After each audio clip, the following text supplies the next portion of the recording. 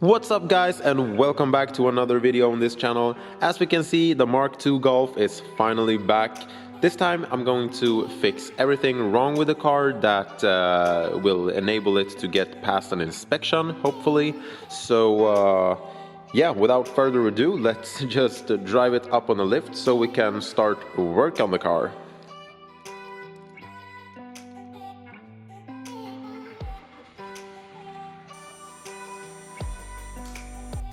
And a huge thanks to oljemagasinet.se for sponsoring this video series. They have a really good assortment of engine oils and transmission fluids and pretty much all kinds of fluids that you can think of to a car, and a bunch of other stuff such as filters and spare parts to a really good price. So make sure to check them out, and I also got a discount code for you guys, ejoauto10, which gives you 10% discount on the entire web shop. So I got it up on the lift for the first time, actually, believe it or not. And I have an inspection note right here from the last time someone tried to inspect it, and we got 4 faults, as we can see. One with the exhaust, 2 with the braking, and then some rust in the front axle. So these 4 things we definitely need to take care of, and then I will just write everything down that's wrong with the car that will interfere with the inspection, that I believe at least, and we'll just fix them one by one. But in this episode we will begin with the braking system and making sure that that is functioning properly, so let's just get right to it.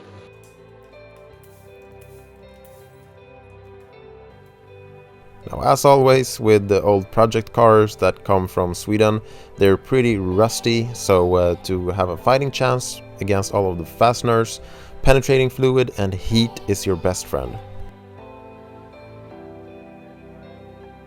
Unfortunately, these 6mm hex bolts that holds on the caliper were completely rounded off. So what I needed to do was that I used one of these extractors that actually digs itself into the bolt head as you're trying to unloose it, which worked really good, and they have saved me from a lot of similar situations in the past.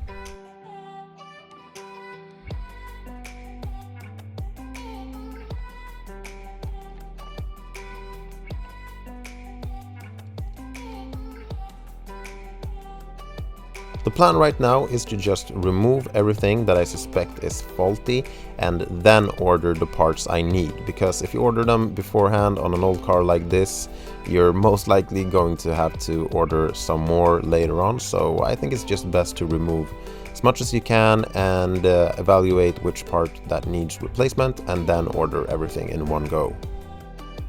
I almost thought for certain that the calipers were going to be seized, or the piston in the caliper was going to be seized, but it actually compressed really easy and moved freely. So I'm actually just gonna reuse the calipers and order new brake pads, all of the mounting hardware, and of course new brake discs.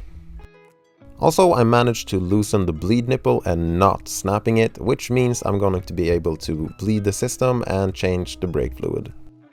While I'm in here, I'm just soaking every fastener that I might need to loosen in the future with some penetrating fluid. The Phillips screw that holds on the rotor is most likely stuck in there, so before I even try to remove it with a regular screwdriver, most likely rounding off the screw in the process, I'm just gonna use this impact screwdriver, which works wonderfully when it comes to these seized Phillips screws.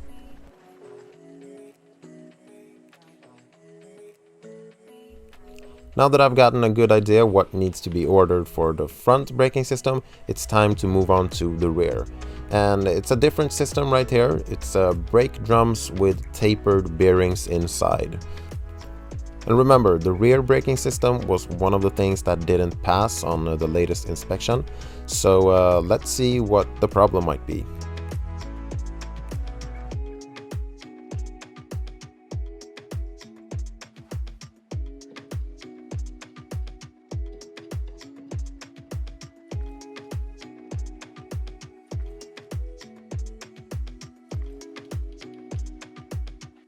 So while digging around in the rear braking system, just looking for any problems. That is obvious because we did actually have a problem with the rear braking system. It was uneven from the left to the right.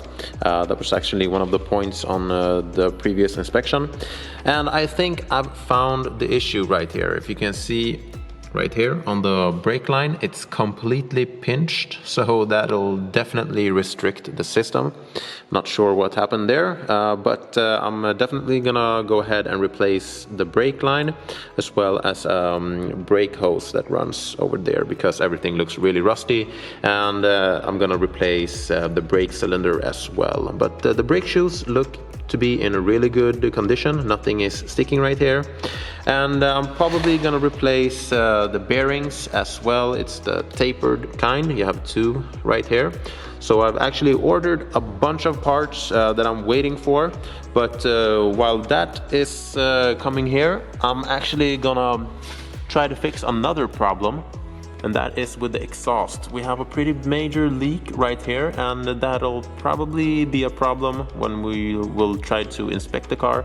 So what I'm actually gonna do is that I'm gonna remove the muffler, because the connection right here looks pretty good.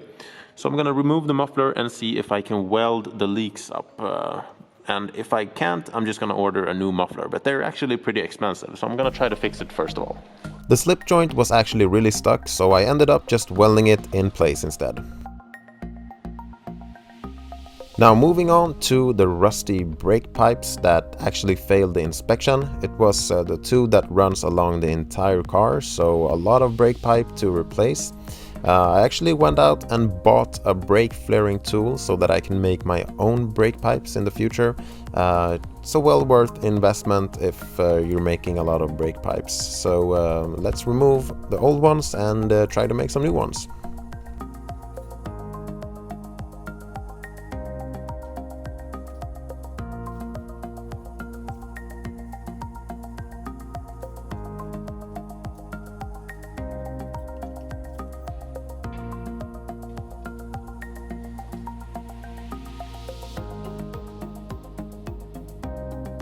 If you follow this pinched brake line right here, where it connects to a brake hose right here, everything is super rusted, so there's really no way that I'm gonna be able to disconnect that in a proper way. And the brake hose right here has seen its best days, so I'm just gonna order a new brake hose. Then I'm gonna dismount the brake line all the way until the brake proportioning valve, which I disconnected the other lines from before. So we will get a new brake line all the way from here to the right rear wheel.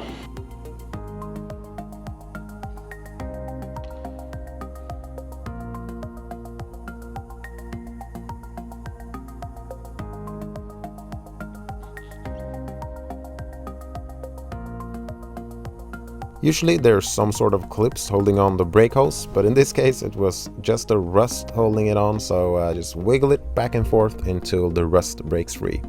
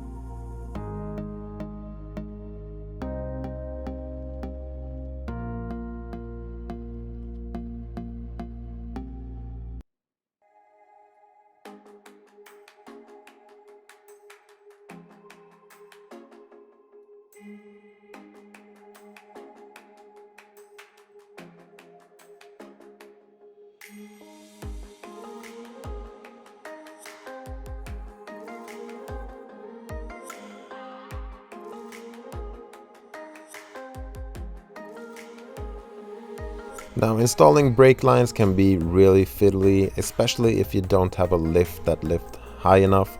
My scissor lift only lifts to about 1 meter, which means I was cramped under there for a very long time, trying to bend everything into place, but I eventually managed pretty good. They don't look factory straight, but it'll definitely be good enough for this car. And now all of the parts has finally arrived.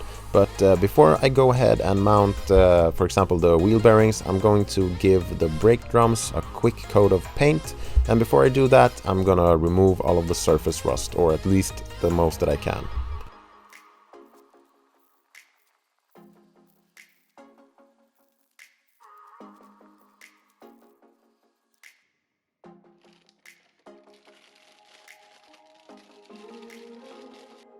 The outer races of the bearings are pressed into the brake drum itself, so I just hammer out the old ones because Volkswagen was kind enough to cut out 3 slots so that you can hammer them out from the backside.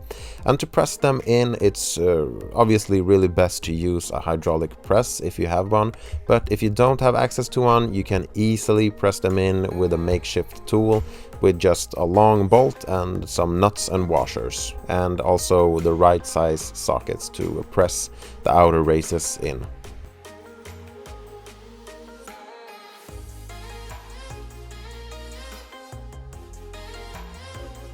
But to just get them started, I'm carefully hammering them in with the help of some piece of wood.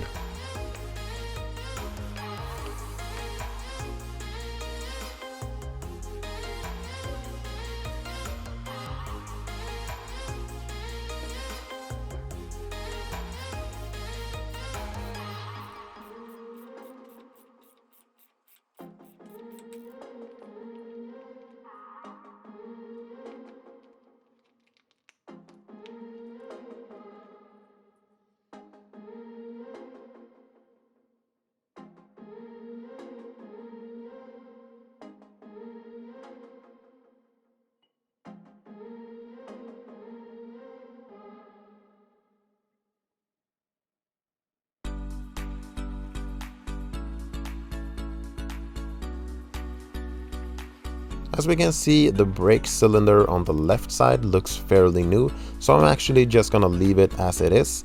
And also I was able to loosen up the bleed nipples, so that was really good.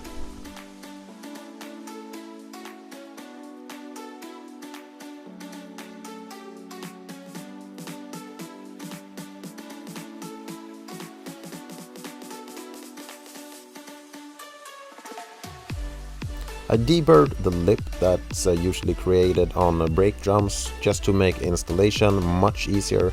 They were actually really tough to remove because of that lip where the brake shoes actually doesn't come in contact to. So yeah, I really recommend to just grind off that lip, and no, it won't cause any brake judder.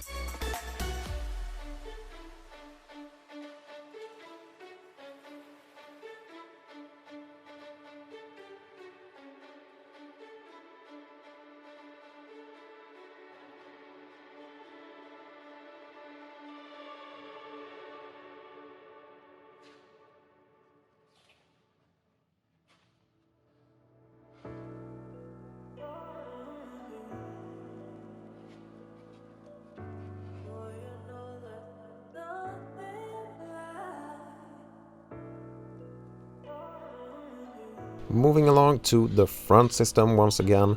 Before I remount all of the new brake components, I just clean all of the rust off and treat all of the mating surfaces with some anti-seize.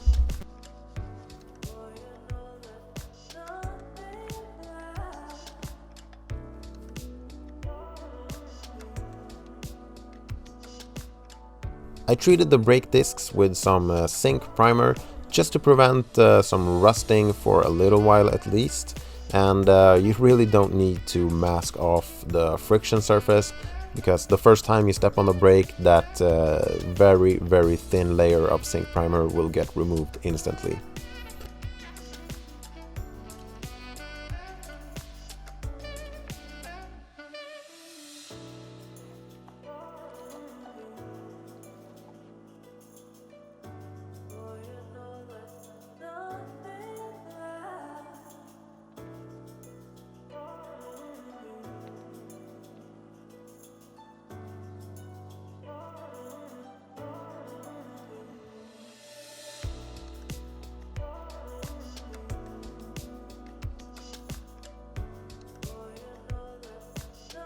It was a really satisfying feeling just removing all of the old brake components and replacing them with new, especially the rounded off bolts that were a real pain to remove.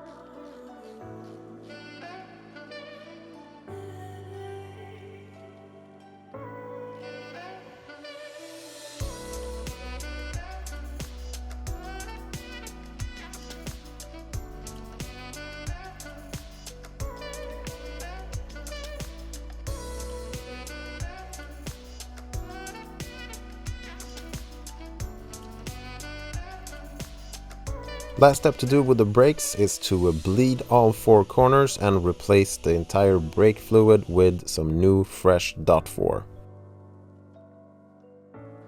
The last thing to do for today's video is to fix all of the broken exhaust hangers and to fix a rattling exhaust heat shield for the catalytic converter.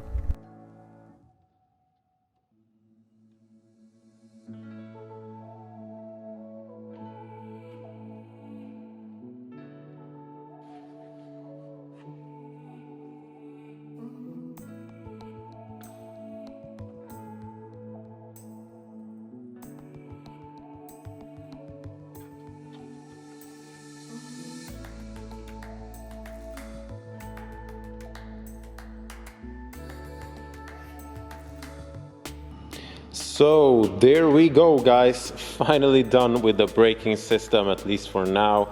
Think this will be good enough for the inspection. In the next episode we'll tackle a bunch of other things. I will change out the transmission fluid for the automatic gearbox. I have no idea if that's ever been done before or when that's been done. Gonna do a lot of maintenance stuff, change a bunch of filters, change some fluids, and just go over some random things with the car and prepare it further for the inspection. So stay tuned, and I'll see you next time. Bye, guys.